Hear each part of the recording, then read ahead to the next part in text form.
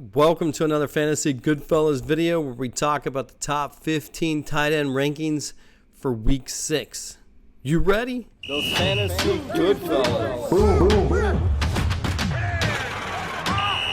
on the field. The Fantasy Goodfellas. All right, before we get started, I want to say that the tight end rankings and predictions are probably my favorite. Last week, I was able to pick up Logan Thomas, and that one helped me with my lineup. So it's always interesting to see how the tight ends are doing and which ones pop up on the radar. Don't forget to always check out my video, my shorts that are about the waiver wire pickups each week. But let's just get started because this is my favorite category here. At number 1, Travis Kelce versus the Denver Broncos. Now, Travis Kelce kind of had like a little ankle injury, high ankle sprain, I believe it was. He still finished the game. I don't know. It might be a little bit tender. They might kind of just downplay it a little bit. But, man, no matter what happens, Kelce's getting into the end zone.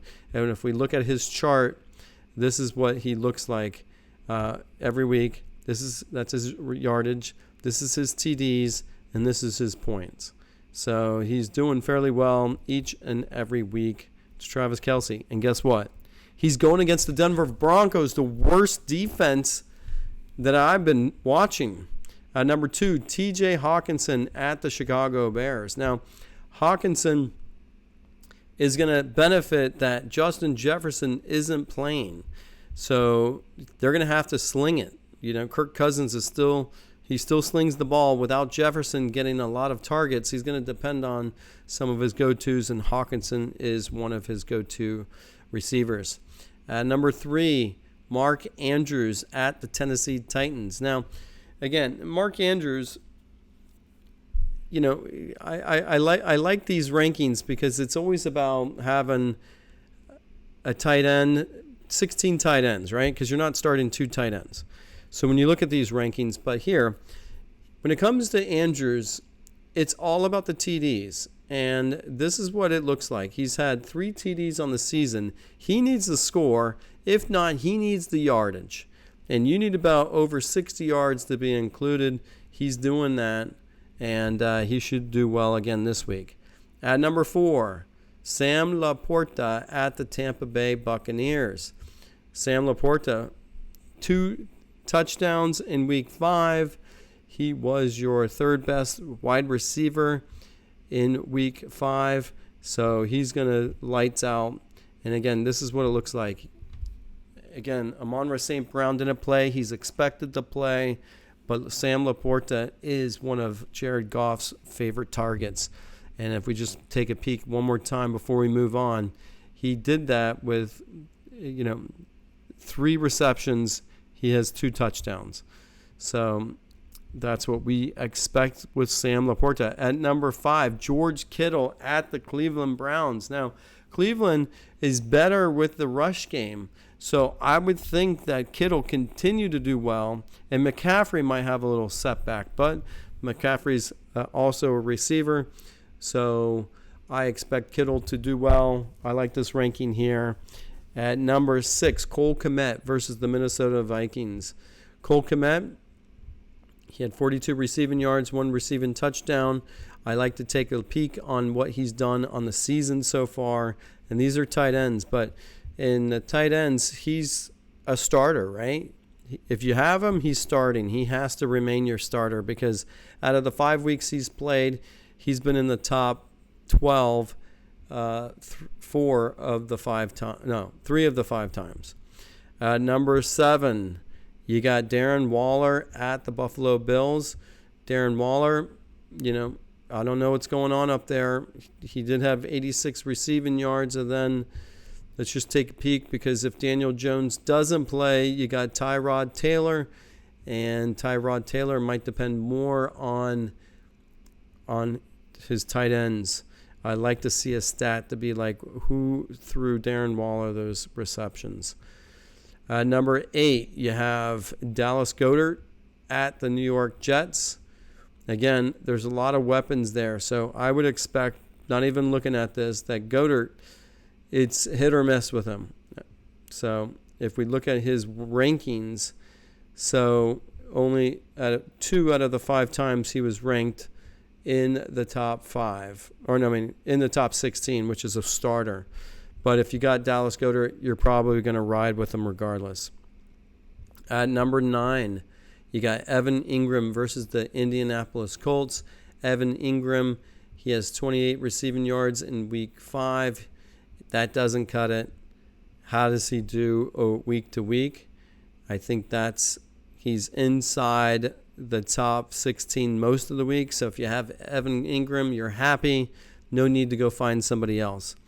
Number 10, Zach Ertz at the Los Angeles Rams. Now, I'm sure I'm not even looking at his stats week over week, but I don't think he's in the top 16. So here, he's only surpassed the top 16 twice.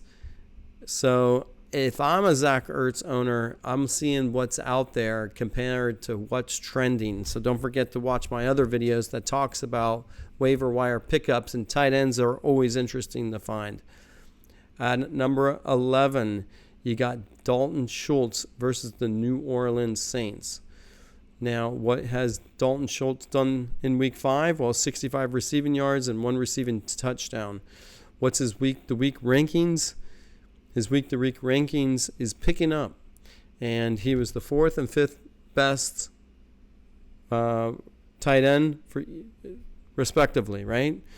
And if you got Dalton Schultz, I think you have to just continue to start him. No need to go look for somebody else. Number 12, Kyle Pitts versus the Washington Commanders. Now, here's a guy that, he did good in week 5, but his week-to-week trend is not. So he's outside most of the time. More than not, he's outside the top 16. You might have to pick up another tight end. I hate to say it, but there's just not enough stats to kind of prove it to him, to keep him there. You might want to look for somebody else. At number 13, this was my waiver wire pickup. I had Musgrave, dropped Musgrave, went to Logan Thomas. He's going against the Atlanta Falcons. The thing I like about him is he's got Sam Howell. Sam Howell's playing lights out. I'm a big Logan Thomas fan. I'm not going to go back and pick up Musgrave. I'm going to stick with Logan Thomas. And if you look at how he's doing week to week, he's there. But the thing that makes Logan Thomas special is his quarterback. And I think that's what's going to bode well. Look at all those different receivers he's getting the ball to. He's going against the Atlanta Falcons. Should do very well this week as well. Number 14, you got David Njoku versus the San Francisco 49ers. I don't like this. You got a nicked up Watson, and it just don't have the stats to prove it. This is where I think a name brand comes into play, right? You got never been in the top 16 in the entire season. So if you have him and you're starting him, you might want to drop him and take a look at one of my waiver wire video pickups, because he just doesn't have the stats, and Watson doesn't seem to be slinging it as good as some other quarterbacks this season. I don't like David Njoku here. And number 15, Hunter Henry at the Las Vegas Raiders. Now, that offense sucks. And now you got Hunter Henry in the top 15? What are you thinking? This is where you just got to drop him. I just don't think the stats are there to have anybody from New England there. So why is he there? I think there's a lot of other quarterbacks that you might want to take a look at, and that just seems surprising to me that he's ranked so high. And before I get out of here, I just want to kind of look at one other stat. This is not my waiver wire pickup video, but this is going to be something that I think is going to be interesting that you might have to take a look at before we move on from this video. And I'm trying to pull it up right now. No. Hold on 1 second as I pull this up. And